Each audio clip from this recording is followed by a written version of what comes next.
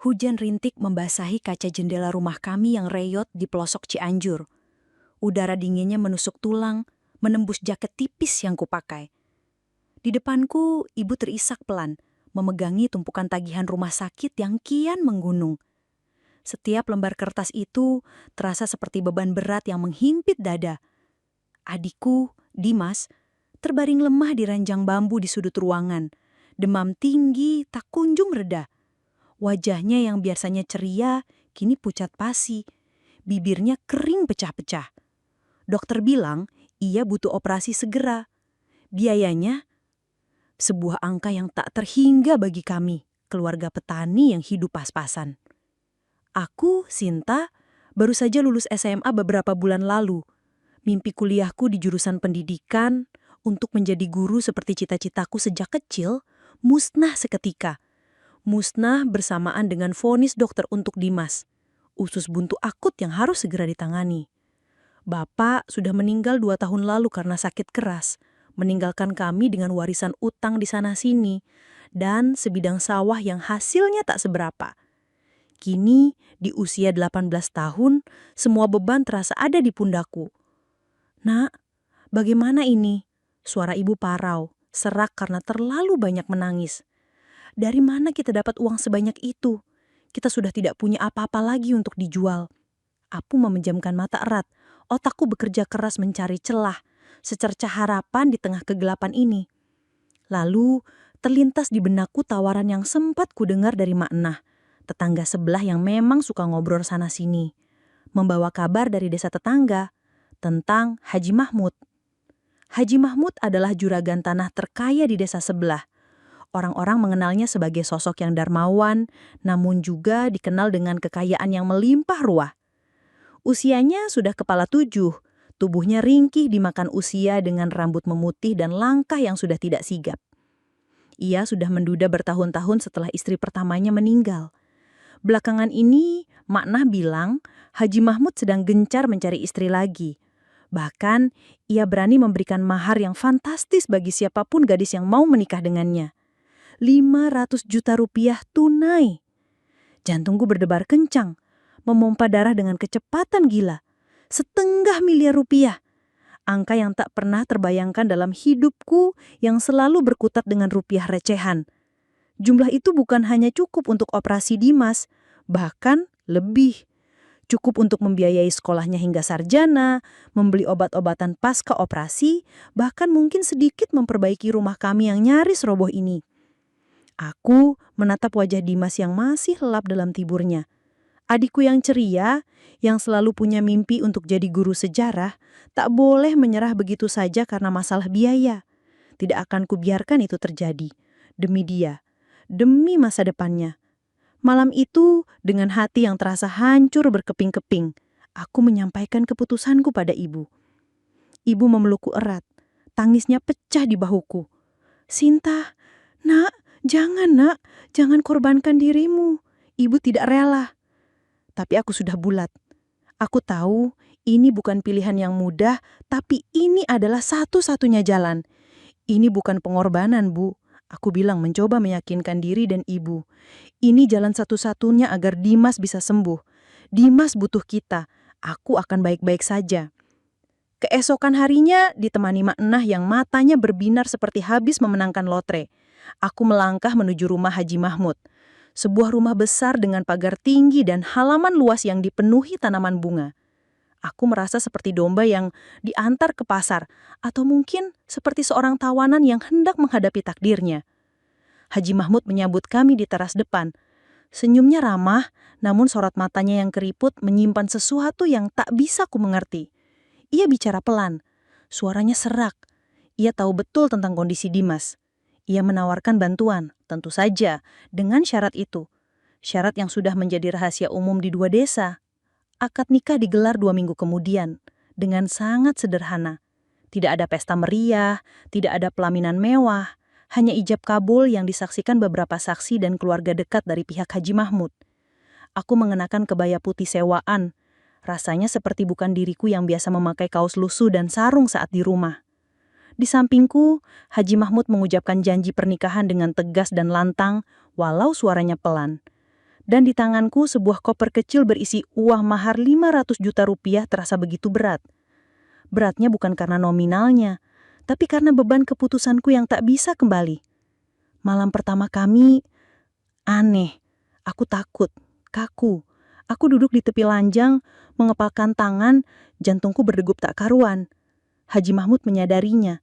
Ia hanya tersenyum tipis, lalu menuntunku ke sebuah kamar terpisah yang sudah disiapkan jauh dari kamarnya. Ranjang itu sudah ditata rapi, siap untuk kutempati. Istirahatlah nak, kamu pasti lelah. Besok pagi kamu bisa urus adikmu. Uang itu gunakanlah sebaik-baiknya untuk kesembuhan dan sekolahnya. Air mataku tumpah membasahi pipi. Bukan karena kesedihan yang kuduga akan datang, tapi karena kelegaan yang campur aduk dengan rasa malu yang luar biasa. Aku menikahi seorang lelaki tua demi uang, dan ia justru memperlakukanku dengan hormat, seolah-olah aku adalah putrinya sendiri. Ia tidak menuntut apapun, tidak di malam pertama, tidak pula di hari-hari selanjutnya. Hari-hari berikutnya berlalu dengan cepat. Aku pergi ke rumah sakit setiap hari, mengurus Dimas. Operasinya berjalan lancar, luka sayatan di perutnya mulai mengering. Dimas pulih, senyum cerianya kembali, wajahnya merona seperti dulu. Bahkan ia bisa kembali sekolah, membawa buku-bukunya dengan semangat yang membara. Melihatnya sehat dan bisa kembali mengejar mimpinya, hati ini sedikit lega. Beban di pundakku terasa sedikit berkurang. Hidupku sebagai istri Haji Mahmud sangat berbeda dari bayanganku. Ia tidak pernah menuntut apapun. Ia memberikanku kebebasan penuh. Aku masih tinggal di rumahnya, tapi perasaanku lebih seperti putri daripada seorang istri. Ada Bibi Surti, asisten rumah tangga yang selalu menemaniku, menyiapkan makan, dan bercerita tentang gosip desa. Ada Mang Ujang, supir pribadi yang siap mengantarku kemana saja aku mau. Haji Mahmud lebih sering menghabiskan waktu di musola, mengaji, atau mengurus sawah dan kebunnya. Sesekali, ia akan memanggilku untuk menemaninya minum teh sore di pendopo belakang rumah. Di obrolan-obrolan singkat di sore hari itu, aku mulai mengenalnya. Haji Mahmud adalah orang yang bijaksana, penuh cerita masa lalu yang inspiratif, dan ternyata sangat humoris. Ia suka bercerita tentang masa mudanya yang penuh perjuangan, tentang bagaimana ia membangun usahanya dari nol, dan tentang almarhum istrinya yang sangat ia cintai, yang wajahnya masih terpampang di dinding ruang tamu. Ia memperlakukanku dengan hormat dan kasih sayang, seperti seorang ayah kepada anak perempuannya, bukan seorang istri kepada istri muda. Ia selalu memastikan aku makan, beristirahat cukup, dan tidak merasa kesepian. "Sinta, kenapa mukamu ditekuk terus?" Ia pernah bertanya suatu sore sambil tertawa kecil. "Ingat, senyum itu sedekah paling murah, apalagi senyummu, manis sekali." Aku tersipu. "Enggak Haji, cuma kepikiran Dimas. Adikmu sudah sehat, sekarang giliranmu untuk memikirkan dirimu sendiri. Kalau kamu butuh teman ngobrol, panggil saja aku, jangan sungkan. Rumah ini rumahmu juga," katanya lembut penuh pengertian. Ada satu kejadian kecil yang membuat hatiku luluh sepenuhnya. Suatu pagi, aku bangun kesiangan. Aku panik karena biasanya aku selalu bangun lebih awal untuk menyiapkan teh hangat untuk Haji Mahmud dan menemaninya sarapan. Saat aku keluar kamar, Haji Mahmud sudah duduk di meja makan, tersenyum sambil menikmati tehnya yang sudah disiapkan Bibi Surti. "Maaf Haji, saya kesiangan." Aku takut malu karena merasa bersalah. "Tidak apa-apa nak, Bibi Surti sudah menyiapkan teh. Kamu jangan memaksakan diri, kesehatanmu lebih penting." Ia menunjuk kursi di sampingnya. "Lagi pula, kamu itu istriku, bukan asisten rumah tangga. Tugasmu adalah bahagia." Air mata kembali menetes. Kali ini karena rasa haru. Ia tahu betul bagaimana membuatku merasa berharga dan diterima, bahkan setelah semua yang terjadi. Ia tidak pernah membahas tentang mahar 500 juta itu, seolah itu bukan masalah besar baginya. Seolah itu hanya secuil debu dibandingkan kebahagiaan yang bisa ia berikan. Tahun demi tahun berlalu. Dimas semakin tumbuh besar. Prestasinya di sekolah membanggakan. Ia berhasil masuk SMA favorit di kota. Aku mulai aktif di kegiatan sosial desa, membantu ibu-ibu mengembangkan kerajinan tangan lokal. Hidupku jauh lebih tenang dan damai. Dan hubunganku dengan Haji Mahmud semakin akrab, seperti ayah dan anak. Atau mungkin lebih dari itu. Aku sering termenung, Apa ini yang namanya cinta? Bukan cinta yang menggebu seperti di film romantis, tapi cinta yang tumbuh dari rasa hormat, pengertian, ketulusan dan kasih sayang yang tulus. Haji Mahmud telah memberikan segalanya untukku dan keluargaku, tanpa pamrih, tanpa tuntutan. Ia telah menjadi pelindung, sahabat, dan sosok ayah yang tak pernah kurasakan sebelumnya. Suatu sore, kami duduk di teras, memandangi matahari terbenam yang menghiasi langit Cianjur. Haji Mahmud sudah sangat renta, fisiknya semakin melemah. Tapi matanya yang keriput masih memancarkan kebaikan dan kebijaksanaan yang sama. "Sinta," katanya pelan. Suaranya kini lebih bergetar. "Aku tahu, mungkin kamu tidak pernah mencintaiku seperti seorang suami." Jantungku berdesir. Aku menatapnya. Ada rasa sakit yang tiba-tiba muncul di dadaku. "Haji..." Ia tersenyum. Senyum tulus yang membuatku tenang. "Tidak apa-apa, Nak. Aku sudah bahagia melihatmu tersenyum, melihat adikmu bisa sekolah dan meraih mimpinya. Itu sudah cukup bagiku. Aku hanya ingin kamu bahagia." Aku meraih tangannya yang keriput, menggenggamnya erat. Jemarinya terasa hangat di genggamanku. "Haji, terima kasih. Terima kasih atas semuanya. Saya tidak tahu harus bagaimana membalas kebaikan Haji.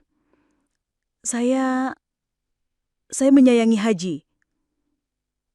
Kata menyayangi itu keluar begitu saja dengan tulus dari lubuk hatiku yang paling dalam. Haji Mahmud menatapku, senyumnya semakin lebar. Matanya berbinar. "Sudah, jangan dipikirkan. Cukup jadi dirimu sendiri. Bahagia. Itu sudah cukup untukku. Aku tidak tahu apa yang akan terjadi di masa depan. Aku tidak tahu apakah satu hari nanti perasaanku akan sepenuhnya berubah menjadi cinta romantis yang biasa orang ceritakan di novel. Tapi satu hal yang ku tahu, aku sangat menyayangi Haji Mahmud. Rasa hormat, kagum, dan kasih sayang ini begitu dalam mengalahkan segala ekspektasi awal dari sebuah pernikahan yang terpaksa demi uang. Mungkin waktu yang akan menjawab segalanya. Bagaimana kisah ini akan berakhir? Yang pasti, kebahagiaan yang kudapat ini berawal dari sebuah keputusan pahit, namun berbuah manis berkat ketulusan hati seorang kakek tua yang tulus mencintaiku dengan caranya sendiri.